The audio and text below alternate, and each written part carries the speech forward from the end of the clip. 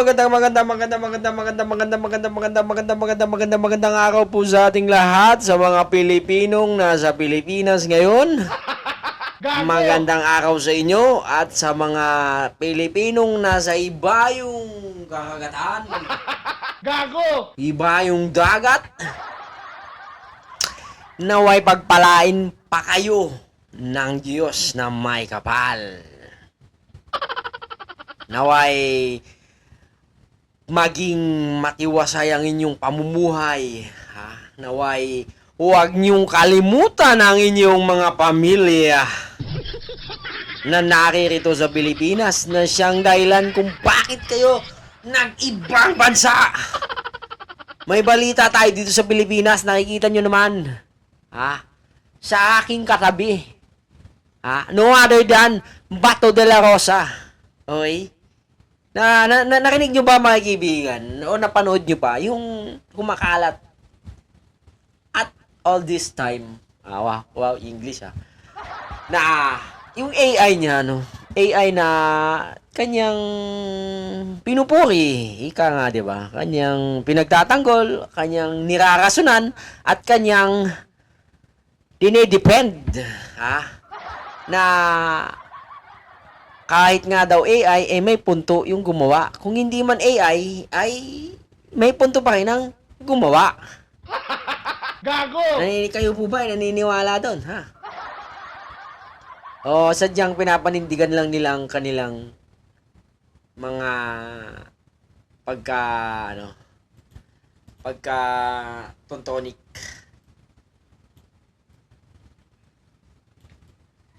Wow! Bato! Okay? Ang AI po ni Bato, mga kaibigan, ay sumagot na. Panoorin natin ang kanyang sinabi. Ang idolo ni Bato de la Rosa na AI ay sumagot na.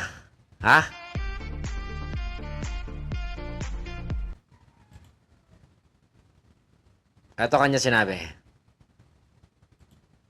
At gusto ko pong sabihin kay Senator Bato na AI po ako. Nakakatakot kasi baka ma-share din ako. Tapos sabihin nila totoong tao ako. Bago po ang lahat, gusto ko pong sabihin kay Senator Bato na AI po ako. Nakakatakot kasi baka ma-share din ako. Tapos sabihin nila totoong tao ako. Bago po ang lahat, gusto ko pong sabihin kay Senator Bato. Nakakatakot kasi baka ma-share din ako. Tapos sabihin nila totoong tao ako. Gusto ko pong sabihin kay Senator Bato na AI po ako. Nakakatakot kasi baka ma-share din ako. Tapos sabihin nila totoong tao ako. Bago po ang lahat, gusto ko pong sabihin kay Senator Bato na AI. Nag-comment na, yung batang nasa AI, lumabas na ng sanlibutan. Lumabas na sa Earth para magpaliwanag kay Senator Bato de la Rosa na siya nga ay isang AI. Di ba? Pero mga kaibigan, talagang pinapanindigan nila kung hindi na lang nila sabihin na nawawmali sila, di ba? Ang dami pa nilang sat-sat, ang dami pang sinasabi. Sinabayan pa itong si Sara Duterte na wala daw problema kung magkalat ng mga video na fake news na pumapabor sa Vice Presidente.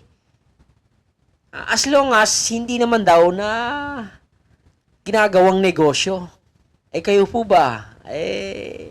Ano po ba ibig sabihin nun? Pag-amin ba na talagang meron silang fake news farm? Troll farm? Na nasa isip nila yung mga ganung bagay, mga kaibigan. Paano na lang kaya kung sila naman ang nagbalik sila sa pwesto? No? Ano kaya ang ipapakalat nilang fake news? Kasi baka ma-share din ako. Tapos sabihin nila totoong tao ako. Di ba? Nagtuwa pa yung bata, Senator Bato na AI po ako. Nakakatakot kasi baka ma-share din ako. Tapos sabihin nila totoong Hindi, alam mo, saan ba to? Hindi to AI. Sa Kalye Davao to, Kalye Davao. Sa Kalye Davao yan. Hanapin mo. Senator Bato, bibigyan kita 1 milyon. Pag nahanap mo, bibigyan kita 1 milyon. Kahit di ka na magtrabaho ng